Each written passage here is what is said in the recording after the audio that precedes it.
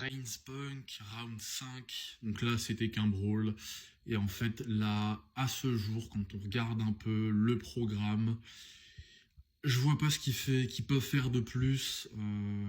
Clairement, des deux, celui qui est le plus limité dans le travail de promotion de combat, surtout en duel, c'est bien évidemment Reigns, qui a quand même beaucoup moins de répartie que Punk, qui est aussi qui a juste moins de répartie en fait, qui est un moins bon mic worker, qui a moins cette capacité-là à approfondir certaines idées, certains points.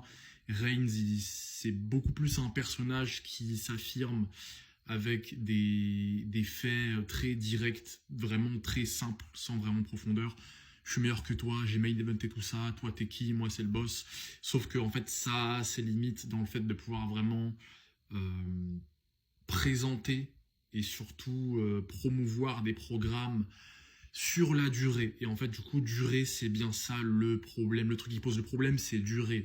En fait Reigns, Punk, le programme a été annoncé beaucoup trop vite. Donc directement sorti de Rumble, ça a été annoncé, c'était il y a trop longtemps. Surtout pour un performeur comme Reigns qui n'a pas un bagage en tant que mic worker aussi poussé et aussi sujet à pouvoir vraiment porter des programmes aussi longtemps comme un mec comme Punk. Bien évidemment, ils nous ont très bien servi au niveau clash, donc le fait d'affirmer leur force chacun de leur côté. Mais forcément, tu peux pas en faire 10 millions comme ça, surtout jusqu'à Mania, et surtout en ayant commencé depuis le Rumble en fait, tout simplement. Donc là, ça s'est fini sur une bagarre. Il y avait déjà eu ça la semaine dernière avec les Usos en plus. On a déjà eu toutes les promos au niveau clash un petit peu. Et il reste environ 18 jours. Donc là, très clairement, on a l'impression qu'il n'y a plus grand chose à faire si ce n'est attendre. Donc, en fait, ce weekly-là, en fait, la façon dont le segment a été construit, bien évidemment, Madison Square Garden, l'une des plus grosses arènes des États-Unis, donc forcément il y avait tous les main eventers de toute la compagnie dans ce show-là. Et forcément ils allaient faire quelque chose, les deux, surtout dans une arène aussi importante. Mais voilà, en fait là tout ce que ce segment nous dit, c'est que ils ont commencé beaucoup trop tôt.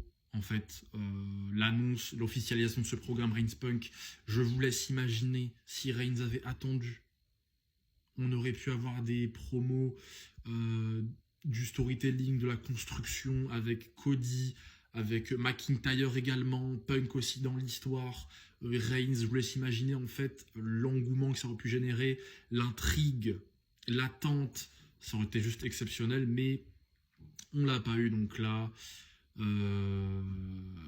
malheureusement là on va être limité en fait, car Reigns n'est juste pas un performeur qui a ce bagage là pour pouvoir en fait parler et surtout en fait en solo, parce que c'est bien ça le truc là, il est plus en famille, même si ça a été exploité la semaine dernière encore, là ils étaient pas là, même si bon je crois qu'ils avaient la défense de titre, mais il devrait y avoir des chances pour que la famille redevienne un peu le centre de l'attention de ce programme là, parce que Reigns et Punk là ils ont plus rien à se dire, mais c'est surtout en fait Reigns qui là à ce stade a déjà utilisé toutes ses cartouches les plus puissantes contre Punk, là où Punk il a un chargeur illimité, lui ses cartouches, il a un sac à dos avec des munitions infinies en fait, donc voilà.